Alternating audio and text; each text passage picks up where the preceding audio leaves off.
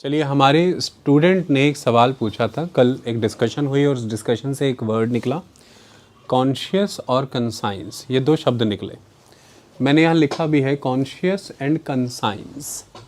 ये देखिए, आप देख लीजिए। देखो भाई श्रेयांश, सुनने में कई बार एक जैसे लगते हैं पर यह है बहुत अलग। कॉन्शियस, कंसाइंस बहुत महत्वपूर्ण हैं ये शब्द। वैसे अगर सिविल्स की तैयारी की बात करें तो वो जीवन से कोई बहुत अलग है नहीं। सामाजिक, आर्थिक, राजनीतिक, सांस्कृतिक जीवन में जो चुनौतियां आप देखते हैं, जो भी चैलेंजेस आप फेस करते हैं, नेचुरली ये वही सर्विसेज हैं जो उन चैलेंजेस को ओवरकम करके आपके लिए अपॉर्चुनिटीज़ क्रिएट करने के लिए ये सर्विसेज क्रिएट की गई। तो जो लोग यह पदभार संभाल रहे हैं उनमें उतनी दक्षता, विवेक, उतना सामर्थ्य होना चाहिए कि वो उन अड़चनों को दूर करके आपके लिए संभावनाएं बना दें, उन चैलेंजेस को ओवर पावर करके आपके लिए अपॉर्चुनिटीज़ क्रिएट करें। तो समाज में यदि आप इस स्तर का सामर्थ्य विकसित करना चाहते हैं तो विचार और विवेचना बहुत ज़रूरी है। थिंकिंग और क्रिटिकल मैनर में असेस करना चीज़ों को ज़रूरी है। इसके लिए शब्द ब शब्द भावों को समझते हुए अध्ययन करना ज़रूरी है। यानी कि आप उनके रियल मीनिंग्स को आइडेंटिफाई करते हुए सोसाइटल हैपनिंग्स के साथ कोरिलेट करें, उनके पर्सपेक्टिव को समझें और एप्लीकेशन की ओर बढ़ें, ये ज़रूरी है। तो दो शब्द हैं, कॉन्शियस और कंसाइंस। बारी से समझते हैं। सबसे पहले कॉन्शियस शब्द का हिंदी शब्द क्या होगा? एक शब्द इसका हो सकता है चेतना, चेतन, सचेतन। एक शब्द जागृत भी हो सकता है। इंग्लिश में इसके लिए वर्ड कैसे हो सकते हैं? कॉन्शियस के लिए अवेयर हो सकता है। अब दो वर्ड और आएंगे जो मैं अभी यूज़ नहीं करूँगा पर शायद लिखे हों कहीं, अवेकन और एनलाइटन, जो मैं अभी यूज़ नहीं कर रहा। मैं सिर्फ बात कर रहा हूँ अवेयर। तो कॉन्शियस अर्थात चेतन, अर्थात जागृत। जागृत भी बड़ा शब्द है। चेतन से शुरू करते हैं, चेतन सही समझा पाएगा। आप अपने सराउंडिंग को लेकर के, कितने अवेयर्ड हैं, इसको कॉन्शियस माना जा सकता है। कई बार जब हम इसे फिजिकल सेंस में लेते हैं तो ये इस मैनर में भी यूज़ हो जाता है कि आप कितने होश में और कब बेहोश हैं। तो जब आप बेहोश हो जाते हैं तब कह देते हैं अनकॉन्शियस हो गए। तो जब आपको होश आ रही होती है तब कहते हैं कॉन्शियस हो गए। तो मेडिकल लैंग्वेज में ये कॉन्शियस, अनकॉन्शियस जैसे वर्ड आप ऐसे भी सुनते हैं फिजिकल सेंस में, लेकिन असल में वहाँ भी मीनिंग यही है कि जब आपको होश आ रही है, you are acknowledging and responding to your surroundings. आप अपने सराउंडिंग को एक तो एक्नॉलेज कर रहे हैं और फिर दूसरा रिस्पॉन्ड करने लगे। जितने अमाउंट में कर रहे हैं, जितनी डिग्री पे कर रहे हैं, उतने कॉन्शियस होने लगे हैं। तो फिर कहते हैं अभी पूरे नहीं हुए, थोड़े हो गए हैं, अब पूरे हो गए हैं, अब पूरे कॉन्शियस हो गए हैं, या थोड़े थोड़े अनकॉन्शियस हैं, या पूरे अनकॉन्शियस हो गए। तो ऐसे शब्द आप सुनते रहे होंगे। मेजरली दो चीज़ें इससे जुड़ी हुई हैं, एक कि आप कितने जानकार हैं, दूसरा अपने सराउंडिंग को लेकर। ये कॉन्शियसनेस है, चेतना। अब हम जरा इसे गहराई से समझते हैं कि इसको कैसे समझा जा सकता है। देखिए, चेतना के अपने बहुत से स्तर होते हैं। There are levels. जिन लेवल्स पर जब आप आगे बढ़ते जाते हैं तो यात्रा बाहर से भीतर की ओर शुरू हो जाती है। जब हम सराउंडिंग की बात करते हैं उसमें सबसे पहले तो एक फिजिकल वर्ल्ड आता है। जब आप एक स्तर पर चेतन हैं तो आप उस फिजिकल वर्ल्ड को समझ रहे हैं। आप पेड़, पौधे, लोग, पानी, पर्वत, हवाएं, मौसम, ऋतुएं, मिट्टियाँ, कपड़े, इनको सीख रहे हैं, जान रहे हैं, समझ रहे हैं। आप इस स्तर पर चेतन हो रहे हैं। ये तो फिजिकल वर्ल्ड है। आप इससे आगे बढ़ रहे हैं, आप इनके महत्वों को समझ रहे हैं। इनके महत्व, इनकी इम्पोर्टेंस क्या है। अब ये एक और आयाम है, एक और डायमेंशन है चेतना की। अब आप और आगे बढ़ रहे हैं, आप इसकी उपयोगिता को समझ रहे हैं, इसकी यूटिलिटी क्या है। ये एक और आयाम है चेतना का, एक और स्केल हो गया। अब आप और आगे बढ़ रहे हैं, सदुपयोग को समझ रहे हैं, सदुपयोग को समझ रहे हैं। अब आप एक और स्केल पर चेतन हो रहे हैं, उपयोग की व्यवहारिकता को समझने लगे कि सदुपयोग भी यदि तो किस विचार के आधार पर, किस स्तर का, आज की पीढ़ियों के लिए या भावी पीढ़ियों के लिए भी, आज की पॉपुलेशन कंज्यूम कर लेगी सब या आने वाली जनरेशन्स के लिए भी। तो कई लेवल पर आप अपने सराउंडिंग को समझ लेते हैं। इसको इस मैनर में यूज़ कर लिया जा सकता है कि आप कितने कॉन्शियस हैं। कॉन्शियस वर्ड अपने आप में एक एडजेक्टिव है, एक एडजेक्टिव की तरह काम करता है।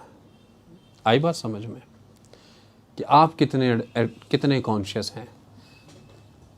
ओके, आप अलग अलग चीज़ों को लेके कॉन्शियस हो सकते हैं, आप एनवायरनमेंट को लेके कॉन्शियस हो सकते हैं, फाइनेंसेस को लेके कॉन्शियस हो सकते हैं, पॉलिटिकली बड़े कॉन्शियस हैं आप किसी भी एक क्षेत्र में भी कॉन्शियस हो सकते हैं और अनेक क्षेत्रों में कॉन्शियस हो सकते हैं। ये तो कॉन्शियसनेस से जुड़ा हुआ एक कॉन्सेप्ट है। लेकिन सवाल यहाँ पैदा होता है कि हमें कॉन्शियस होना क्यों होता है, ईश्वर ने हम में कॉन्शियसनेस का ये एलिमेंट क्यों डाला, वो क्यों चाहता है कि हम अवेयर हों अपने सराउंडिंग को लेकर के, हम जाने इसे, हम इसे समझें। ये बड़ी चीज़ थी। तो देखिए हमारा ये जो शरीर है, दिस होल बॉडी, अगर मैं दर्शन के हिसाब से चलूँ, फिलोसफिकल एस्पेक्ट से चलूँ, तो ये जड़ के रूप में है। इट इज़ जड़, ये जड़ है। जड़ जो है इसे चेतन करना होता है, हमें इसे एक्टिवेट करना है, इस जड़ शरीर को चेतन करना है, और उसका कार्य इंद्रियां करती हैं। तो चेतना प्राप्त करने का, सराउंडिंग को लेके अवेयर होने का जो माध्यम है वो इंद्रियां बनती हैं। योर सेंसेस, द इंद्रीज। तो 5 ज्ञान इंद्रियां हैं और आप सब जानते हैं सेंसरी ऑर्गन्स 5 होते हैं। आपकी आँखें हैं, नाक है, जीभा है, स्वाद ले सकते हैं, नाक से सूंघ सकते हैं, आँखों से देख सकते हैं, कर्णों से, नाक से सूंघ सकते हैं, आँख से देख सकते हैं, जीभ से स्वाद ले सकते हैं, कानों से सुन सकते हैं और चमड़ी से छू सकते हैं। तो ये 5 ज्ञान इंद्रियां हैं, इनके द्वारा ही आप अपने सराउंडिंग का ज्ञान ले रहे हैं, जिन्हें हम सेंसरी ऑर्गन्स भी कह देते हैं। और 5 कर्म इंद्रियां हैं जिनके द्वारा आपने जो भी ज्ञान लिया, अपने सराउंडिंग को लेके आपकी जो भी अवेयरनेस है, उस अवेयरनेस के दम पर आप क्या क्रिएट कर रहे हैं, वो आपकी कर्म इंद्रियां हैं। मल मूत्र रोज उत्पन्न हो रहा है, कर्म इंद्रियों से हो रहा है। संतान उत्पन्न कर रहे हैं, कर्म इंद्रियों से कर रहे हैं। तो 5 ज्ञान इंद्रियां, 5 कर्म इंद्रियां होती हैं। ज्ञान इंद्रियों से इनपुट आता है, कर्म इंद्रियों से आउटपुट जाता है। ये 10 की 10 इंद्रियां जो हैं ये महत्वपूर्ण है चेतना के स्तर के अनुरूप। चेतना का क्या स्तर है, चेतना का क्या लेवल है, ये इंद्रियां उसमें योग्यता रखती हैं। आप इनके माध्यम से चेतन हो रहे हैं धीरे धीरे। आई बात समझ में? अब यहाँ सवाल ये आता है कि एक छोटा सा बच्चा और एक संपूर्ण विकसित पुरुष या महिला, सब दोनों के पास ही सेंसरी ऑर्गन्स बराबर हैं, और क्या दोनों की चेतना का स्तर समान है, क्या दोनों की सराउंडिंग को लेकर के अवेयरनेस इक्वल है, ये सवाल आता है। तो अब यहाँ पर नेक्स्ट कॉन्सेप्ट इंड्यूस होता है, और वो ये कॉन्सेप्ट है कि अपने सराउंडिंग को आप प्रोसेस कैसे कर रहे हैं, आपके सराउंडिंग में जो भी आपको ऑब्जर्व हो रहा है, आप उसकी प्रोसेसिंग किस फॉर्म में कर रहे हैं अपने भीतर। अब उस प्रोसेसिंग के लिए इंद्रियां कार्यरत नहीं होंगी, इंद्रियां योगदान नहीं देंगी, दृष्टि योगदान देगी। विजन, दर्शन से वो प्रोसेसिंग होती है। दृष्टि, दृष्टि का अर्थ यहाँ पर ज्ञान है। तो उस बच्चे में एक वयस्क के मुकाबले, एक एडल्ट के मुकाबले ऑर्गन्स में तो कोई कमी नहीं है। इंद्रियां 5 उसके पास भी हैं ज्ञान की, आपके पास भी हैं ज्ञान की, लेकिन उसकी ज्ञान इंद्रियां अभी स्वयं ही ज्ञान विहीन है, और आपकी ज्ञान इंद्रियों में उसके मुकाबले ज्ञान का स्तर अधिक है। यानी कि हर इंद्री की अपनी दृष्टि भी है, जो हर ज्ञान इंद्री में कॉमन है। कॉमन इन द सेंस, जीभा से जो आपने लिया उसकी भी एक दृष्टि है, कानों से जो आपने सुना इसकी भी एक दृष्टि है। जैसे उदाहरण के तौर पर कई लोग कानों के कच्चे होते हैं, तो वो सुन तो लेते हैं, जैसा सुनते हैं वैसा ही प्रोसेस कर लेते हैं, कर्म इंद्री से एक्शन वैसा ही कर देते हैं। यानी कि उनके पास विचार की क्षमता नहीं है। माने कानों की जो यह इंद्री है, इसमें दृष्टि की कमी चल रही है, माने विवेक नहीं है, मतलब विवेचना की शक्ति नहीं है। तो विचार शक्ति की कमी है, विवेक की कमी है, विवेचना की कमी है। बाकी कान दोनों के ही वर्किंग हैं, सुन दोनों ही रहे हैं। एक में दृष्टि अधिक है, एक में दृष्टि कम है। एक आंखों से देख रहा है, दूसरा भी आंखों से देख रहा है। एक की आंखों में दृष्टि अधिक है, दूसरे की आंखों में कम है। दोनों को दिख बराबर रहा है। दृष्टि यहाँ आई साइट नहीं है। दृष्टि नेत्रों ने जो देखा, उस पर जो आपका विचार विकसित हुआ, उसको कहा जा रहा है, वह दृष्टि होगी। दोनों की देखने की रेंज बराबर है। तो एक ने जो देखा वो उसे बहुत ही न्यूनतम स्तर पर इंटरप्रेट कर रहा है, लेकिन एक उसे बहुत बड़े स्तर पर इंटरप्रेट करता है। तो दृष्टि का अंतर है।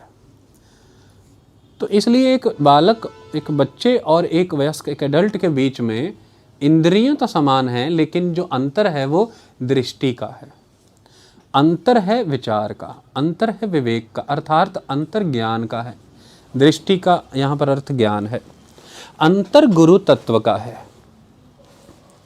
प्रत्येक इंद्री गुरु से चलित है। गुरु अर्थार्थ ज्ञान, अर्थार्थ दृष्टि। उस बच्चे में इंद्रियां तो कंप्लीट हैं, लेकिन गुरु तत्व की कमी है।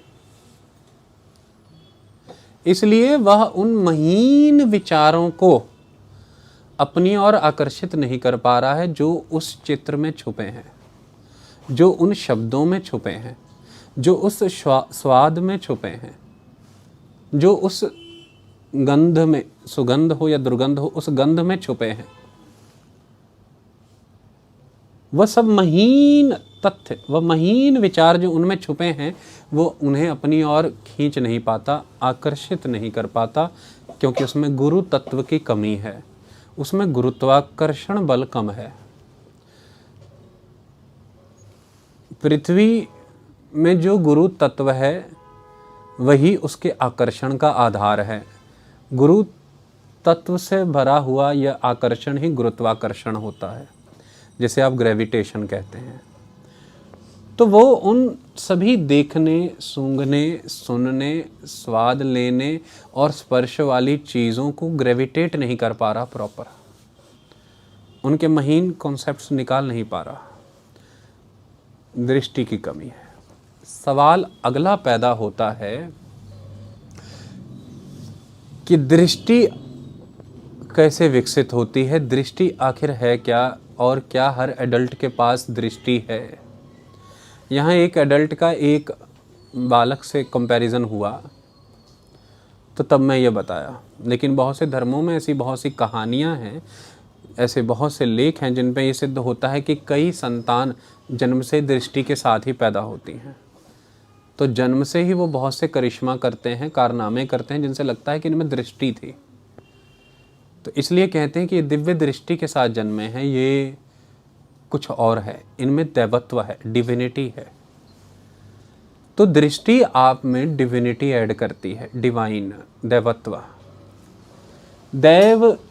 दैवत्व क्या है, डिविनिटी क्या है, यहां से मैं दृष्टि सिद्ध करूंगा। डिविनिटी क्या है, दैवत्व क्या है।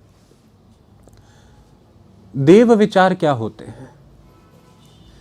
दैव विचार उन्हें कहते हैं, डिवाइन थॉट्स वो हैं, डिविनिटी उसे कहते हैं जिसमें आपके विचार इस विचार से प्रभावित नहीं होते कि जिस भी वस्तु, व्यक्ति या किसी प्रसंग पर आप जब बात करने जा रहे हैं वो आपको निजी रूप में कितना प्रभावित कर रही है, आपको पर्सनली कितना इम्पैक्ट कर रही है। तो जैसे जैसे आप निजित्व से, निजी तत्व से, पर्सनल से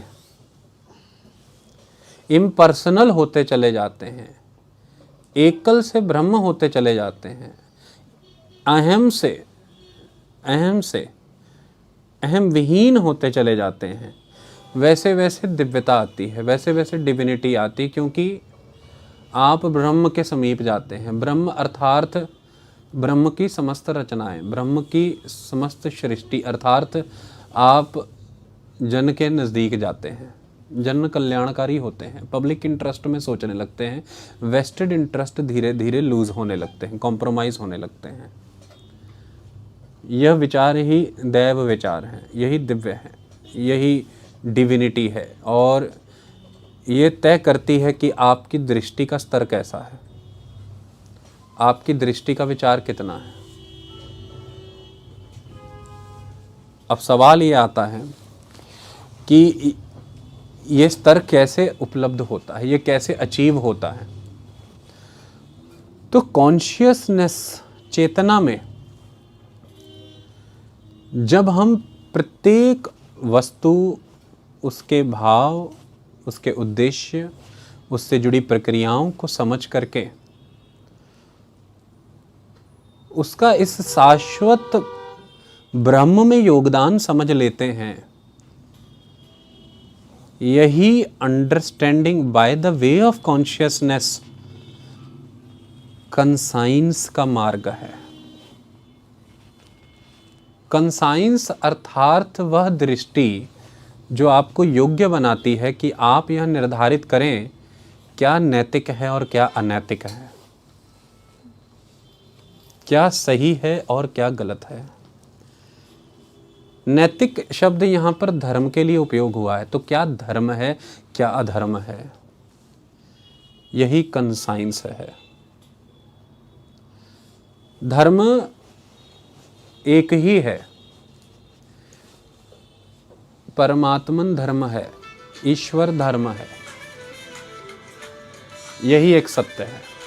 परमात्मन धर्म कैसे हैं, आपसे पूछता हूं, आप बताइएगा। आप परमात्मा से क्या, सिंपल वर्ड यूज कर लेता हूं, एक्सपेक्ट करते हैं अपने निजी के लिए, अपने लिए पर्सनली परमात्मा से क्या एक्सपेक्ट करते हैं? आप परमात्मा से ऑलवेज एक्सपेक्ट करते हैं कि परमात्मा आपके लिए भोजन का प्रबंध रखें, आपके लिए जल का प्रबंध रखें, आपके मित्रगणों को, परिवारजनों को आयुष्मान रखें, फिजिकली फिट, निरोगी रखें, आपके साथ रखें। आप तो इससे बहुत आगे चले जाते हैं कि जीवन के सारे सुख परमात्मा आपको दें। तो परमात्मा धर्म है, अर्थात यहाँ पर आपको ऐसा लगता है कि परमात्मा कभी आपके साथ अनैतिक नहीं कर सकते, कभी अनैतिक नहीं कर सकते। वह एक स्वरूप धर्म का ही तो है, जो नैतिकता की पराकाष्ठा है वह परमात्मा ही तो है। लेकिन नैतिकता भी अंततः क्या है, ये तो आपके बनाए हुए सिद्धांत हो सकते हैं, आप परमात्मा को उसमें ढाल रहे हैं। समाज बदल जाने से, क्षेत्र बदल जाने से, संस्कृति बदलने से तो नैतिकता की अवधारणा भी बदल जाती है। क्या नैतिक है, क्या अनैतिक है, ये तो बदल सकता है, बदलता है ना। हो सकता है किसी क्षेत्र में तकनीक के विकास के माध्यम से कार्य लेना ही नैतिकता हो, लेकिन किसी क्षेत्र में तकनीक का कम प्रयोग करके ज़्यादा लोगों को रोजगार देना नैतिकता हो। नैतिकता कुछ क्षेत्र के हिसाब से बदलती रहती है।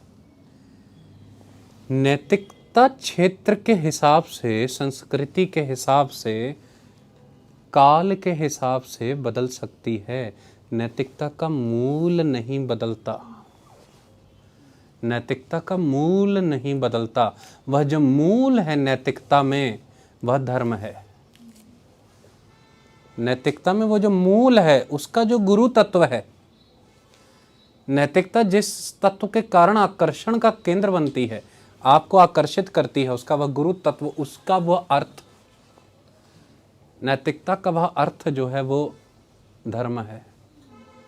जैसे जिस क्षेत्र में भी तकनीक का प्रयोग करके प्रोडक्शन करना नैतिक है और जिस क्षेत्र में भी तकनीक का कम प्रयोग करके प्रोडक्शन करना नैतिकता है, इन दोनों में मूल जन कल्याण होगा, मूल पब्लिक इंटरेस्ट ही होगा, मूल वेलबींग ऑफ द पीपल ही होना चाहिए।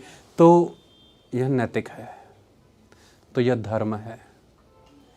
इससे आप ये समझ जाएंगे कि नैतिकता का आडंबर किया जा रहा है या सही में नैतिकता है। नैतिकता अर्थात धर्म अर्थात राइटियसनेस, जैसे आप राइटियसनेस कहते हैं, तो परमात्मा धर्म है। धर्म शाश्वत है परमात्मा की तरह। रिलीजन ग्रो करेंगे, एक्सपेंड करेंगे, डिक्लाइन करेंगे, ख़त्म हो जाएंगे, कुछ भी होता रहेगा। पंथ बनते बिगड़ते रह सकते हैं, धर्म का कभी अंत नहीं होगा, वो तो शाश्वत है। यह हो सकता है कि इस समय किसी पंथ, उस पंथ के विचारक या उस पंथ के ग्रंथों में धर्म दृष्टिगोचर नहीं है, धर्म एक्सप्रेस नहीं हो रहा, लेकिन ये लिमिटेशन उस पंथ की है, ये लिमिटेशन उस विचारक की है, ये लिमिटेशन उसके ग्रंथ की है।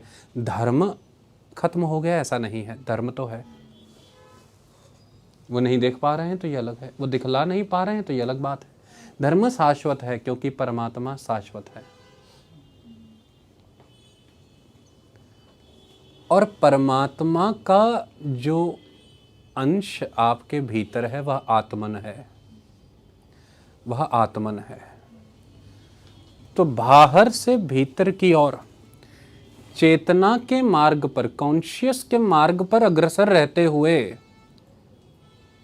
चीज़ों को शुरुआत में आइडेंटिफाई करने से उनके मूल तक पहुंचते हुए उनकी सार्थकता और उपयोगिता को समझने के इस मार्ग पर चलते हुए आप ऊपर से धीरे धीरे आवरण उतारते हैं, अनवेल होते हैं, और तब आप भीतरी आत्मन तक पहुंचते हैं। आत्मन का स्पर्श, आत्मन की अनुभूति, आत्मन से साक्षात्कार परमात्मन की अनुभूति है।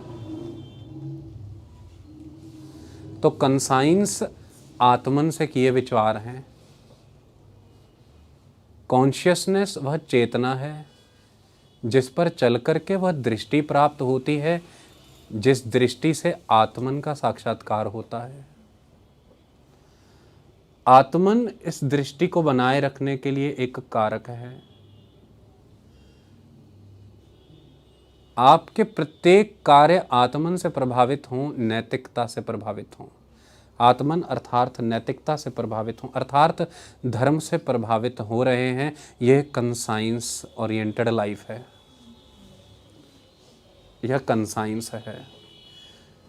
प्रत्येक व्यक्ति को स्वयं के कंसाइंस स्वयं ही ढूंढने हैं, स्वयं के आत्मन का मार्ग स्वयं ही पाना है। हाँ, ये सही है कि रामकृष्ण ने विवेकानंद के छाती पर पाँव का स्पर्श दे करके उन्हें आत्मन का मार्ग दिखला दिया था, परमात्मन के दर्शन करा दिए थे, यह कहा जा सकता है। लेकिन यह तो सत्य ही है कि विवेकानंद को अपने आत्मन तक स्वयं ही पहुंचना पड़ा होगा। रामकृष्ण तो उनके मार्गदर्शक बन सकते हैं। गुरु केवल आपके मार्गदर्शक बन सकते हैं, आप में स्वयं गुरु तत्व खुद ही पैदा करना होगा। आप अपने आत्मन तक जा सकते हैं, और फिर जब आपका प्रत्येक कार्य आत्मन अर्थार्थ धर्म अर्थार्थ परमात्मन के राह और मार्ग के अनुरूप है, नैतिक है, तो आपकी जीवन संपूर्णता अंतकरण से चल रहा है। तो हिंदी शब्द कंसाइंस का अंतकरण है। क्या है? अंतकरण। अंतश्च चेतन, कॉन्शियस सचेतन, यह अंतश्च चेतन, यह दोनों एक दूसरे के साथ चलते हैं। कंसाइंस का आरंभ कॉन्शियस से हुआ है। कॉन्शियस आप कैसे हुए हैं ये निर्भर करता है, अलग अलग मत अपनी विचार रखते हैं। कोई यह कहता है कि आप कॉन्शियसनेस का एक बहुत आगे का चरण यानी कि एनलाइटनमेंट यानी कि अवेकनिंग। कोई कहता है कि प्रकाश हुआ है। बुद्ध ने स्वयं में साधना की तप जला करके आत्मन को पाया, अवेकंड हुए। बौद्ध हुआ उन्हें, बौद्ध से बुद्ध शब्द आता है। लाइफ अगले ही क्षण से, उसी क्षण से जीवन कंसाइंस से भर गया, निर्भय हो गए। कोई भ्रम ना रहा, कोई भ्रांति ना रही, कन्फ्यूजन ना रही। जिस व्यक्ति में भ्रांतियां नहीं है, भ्रम नहीं है, वो फियरलेस है। आप जब स्कूटर चलाते हैं, आपको यह भ्रम है कि आप गिर जाएंगे, इसलिए आपको डर है। 1 महीने के बाद भ्रम खत्म हो गया संपूर्ण तैयारी के साथ, तो आप फियरलेस हैं। 1 महीने पहले आप भ्रम में थे कि गिर सकते हैं, समय पर ब्रेक दबे कि नहीं, एक्सेलरेटर चले कि नहीं, क्लच दबे कि नहीं, आप इस डर से जी रहे हैं कि गिर सकते हैं, क्योंकि भ्रम है, भ्रांतियां हैं। लेकिन प्रक्रिया को जब साध लिया, साधना की तपस्या जब कर ली, अग्नि जला ली भीतर, प्रतिदिन प्रयास किए, बोध संपूर्णता को पहुंचा, तो भ्रांतियां और भ्रम खत्म हुए, तो अंततः डर भी खत्म हो गया। अब आप निर्भय हैं। आपको यह भय होता है कि मैं सही से स्टेज पर बोल पाऊंगा कि नहीं। निरंतर यह करते रहने से आप उस प्रक्रिया के मास्टर हो जाते हैं और अंततः आप भयमुक्त हो जाते हैं। तो अक्सर लोग कहते हैं कि इसे स्टेज फियर है, और कुछ लोग कहते हैं कि इसका तो स्टेज फियर ख़त्म हो चुका है। इन छोटी छोटी दैनिक प्रक्रियाओं में यदि ये हो सकता है, तो बड़े स्तर के जीवन में यह क्यों नहीं हो सकता। आप इस भ्रम में हैं कि आगे जा कर के किसी भी चुने हुए मार्ग पर सफलता मिलेगी कि नहीं, इसलिए आप भय में हैं। लेकिन यदि आप प्रतिदिन प्रक्रिया पर मास्टरी अचीव कर रहे हैं, संपूर्ण समर्पित हैं, तो भ्रांति और भ्रम स्वयं ही खत्म होंगे और निश्चित ही सफलता असफलता से बहुत ऊपर खड़े रहेंगे। आप निर्भय हो जाएंगे। यहीं पर सिखों के गुरु निर्भय और निर्वैर रहने का मंत्र देते हैं। वो भ्रांतियों से मुक्त हैं, भ्रम से मुक्त हैं। किंचित भी विचार नहीं है कि राष्ट्र कल्याण हेतु यदि अपने वंश को दान करना पड़ा तो कर पाऊंगा कि नहीं। आत्मन से साक्षात्कार इतना बड़ा हो गया है, परमात्मन से इतने निकट हो चुके हैं कि स्वयं बचा ही नहीं, स्वयं बचा ही नहीं, सेल्फ रहा ही नहीं। सेल्फ में सेल्फ इतना आ गया है कि सेल्फ खत्म हो गया है, सेल्फ से भी लेस हो गए हैं। आप सेल्फ से भी लेस हो चुके हैं। सिर्फ बचा कुछ तो उस डेड स्टार की तरह सिर्फ और सिर्फ उसके भीतर की ग्रेविटी, जिसे ब्लैक होल कह दिया जाता है। अगर कुछ बचा भीतर शेष, तब वह आत्मन है, अर्थात परमात्मन। तो अंत यही है कि फिर जो सब परमात्मन ही है, तो फिर कुछ देने से किस तरह का भय, कैसा भ्रम? तो कोई भ्रम ही नहीं, तो कोई भय ही नहीं। और जब सेल्फ से भी लेस हैं तो कुछ है ही नहीं, कुछ चाहिए ही नहीं, स्वयं के लिए कुछ मांगना ही नहीं। और जब स्वयं के लिए कुछ मांगना ही नहीं, तो बैर कैसा? बैर कैसा? प्रतिस्पर्धा कैसी? कंपटीशन कैसा? औरंगजेब तो कोई प्रतिस्पर्धी था ही नहीं, औरंगजेब से तो कोई द्वेष था ही नहीं, औरंगजेब तो कोई विरोधी था ही नहीं, वो तो कुछ था ही नहीं, वो तो कुछ भी था ही नहीं। तो उससे वैमनस्य कैसा? क्वेरल्स कैसे? बैर कैसा? यह तो शोधन का मार्ग था, जिसमें अपनी ही इच्छाओं से मुक्त होना और होकर खुद को शोधन करना था। इसमें कोई औरंगजेब तो कुछ था ही नहीं, उसका तो कोई रोल ही नहीं था, उसे तो केवल क्षमा करके चलना था। बस क्षमा ही बचती है शेष, जब सेल्फ से भी लेस हो जाते हैं। यही आत्मन का साक्षात्कार है, यही कंसाइंस से भरा जीवन है, नैतिकता से भरा जीवन, नैतिकता की पराकाष्ठा जिसे धर्म कह सकते हैं, यही धर्म अनुरूप जीवन है। यही तो हैं धर्म के रक्षक, यही तो हैं धर्म के संस्थापक, यही तो हैं धर्म के सही समर्थक। ना ये कभी खत्म होंगे, ना धर्म कभी खत्म होगा, क्योंकि परमात्मन शाश्वत है, अनंत है। यही कंसाइंस है। तो कॉन्शियस रहना सीखें, अपने इर्द गिर्द की जानकारियां इकट्ठे करें और इन्फॉर्मेशन बैंक ना बने। कौन सा रेलवे स्टेशन सबसे बड़ा है, अपने आप को यहाँ तक सीमित ना करें। हाँ, इसे मैं फिर भी बेहतर मानता हूँ अगर आप ये जानने का प्रयास करते हैं कि क्यों इतना बड़ा है, किस उद्देश्य से इतना बड़ा है, क्या उद्देश्य प्राप्त हो गया कि नहीं। यदि हुआ तो फिर ठीक है, तो यदि इस उद्देश्य से जान रहे हैं तो अच्छी बात है। और इसे किसी पर प्रयोग ना करें, किसी पर यह प्रश्न दागे ना कि पता है सबसे बड़ा रेलवे स्टेशन कौन सा है, और जो नहीं पता है तो हंसे ना। और इस उद्देश्य से ना पूछें कि यकीनन इसे नहीं पता हो ईश्वर, इसे पता ही ना। इस उद्देश्य से ना पूछे कि हे प्रभु इसे ना पता हो। और यदि कहीं उसने बता दिया तो ऐसा ना हो कि सामने वाले को आपके चेहरे के भाव से लग जाए कि इसका तो भी पतन हो गया। तो आंखों में चमक आ जानी चाहिए कि वाह बहुत अच्छा, मज़ा आ गया, तुमने बता दिया। यदि यह कर रहे हो तो शायद कॉन्शियस से कभी कंसाइंस की तरफ चले जाओगे, वरना ऐसे कॉन्शियस का भी कोई फ़ायदा नहीं, जो कॉन्शियसनेस की शक्ति को केवल स्वयं के लिए भोगना जानता है। जो बहुत कॉन्शियस हैं, पर्यावरण की ऐसी महीन पद्धतियों को सीख गए, ऐसे वैज्ञानिक तत्व निकाल लिए, वैज्ञानिक उपकरण बना लिए, लेकिन अंततः उपयोग क्या कर रहा है? उपयोग कैसा, प्रयोग कैसा, लाभान्वित कौन हुआ है, कल्याण कितना हुआ उससे? तो यही अंतर है। शक्तियाँ समस्त थी औरंगजेब के पास, सामर्थ्य बड़ा था, दुनिया में सबसे कॉम्प्रिहेंसिव और हाईली पेड एडमिनिस्ट्रेशन होगी, सबसे कॉम्प्रिहेंसिव इंफ्रास्ट्रक्चर और एम्पायर था।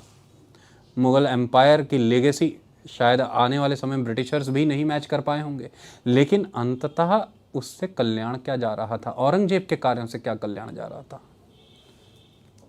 लेकिन एक व्यक्ति खड़ा हुआ जिसे आप गुरु गोबिंद, श्री गुरु गोबिंद सिंह, अलग अलग नामों से इतिहास के अलग अलग दौर में जानते हैं। तो ना कोई कॉम्प्रिहेंसिवली पेड आर्मी, ना कोई एडमिनिस्ट्रेशन, ना कोई बहुत निजी संपत्ति, ना कोई बहुत बड़े भव्य स्ट्रक्चर, लेकिन अंततः टाइमलेस कौन है, इमॉर्टल कौन है? तो हिस्ट्री तो यही है, प्रैक्टिकलिटी तो यही है कि जो कॉन्शियस है उसने अपने लिए बहुत कुछ निर्माण किया, लेकिन जो कंसाइंस पर था उसने हर किसी का निर्माण किया। और आज दिन तक जब जब आपका विध्वंस होता है, आप उन्हीं से प्रेरणा लेके निर्मित होते हैं। कॉन्शियस और कंसाइंस का ये अंतर भी है, और कॉन्शियस और कंसाइंस का यह मेल भी है, और कॉन्शियस और कंसाइंस इस तरह से एक दूसरे के पूरक भी हैं। इन दो शब्दों का मेरी तरफ से एक नैरो माइंडेड एक्सप्लेनेशन यही था। एक से एक ज्ञानी लोग हुए हैं भारत में, विश्व भर में, और अभी भी हैं और आगे होते रहेंगे, जो इसे बहुत गहरे आयामों तक ले जाएंगे। मैं अभी के लिए जिन बच्चों के सन्मुख हूँ, जिस तरह की तैयारी में हूँ, उसके मर्यादा के तहत इतना सा एक एक्सप्लेनेशन, जिसके लिए मैं किसी से भी क्षमा नहीं मांगूंगा यदि मुझसे कोई गलती हुई, क्योंकि मैं प्रयास करना चाहता हूँ एटलीस्ट कुछ समझने का। तो मैं आशीर्वाद मांगूंगा सबका, ना कि क्षमा। वो ज़्यादा ज़रूरी है। आज हम युवाओं को आशीर्वाद की ज़रूरत है, ना कि क्षमाएं मांग करके हम कार्य करना छोड़ दें। आशीर्वाद मांग करके त्रुटियों से उभरने का हम सामर्थ्य मांगे, वह बड़ा है। समझ आ गया? वीडियो रोक दें? रोकें? Thank you.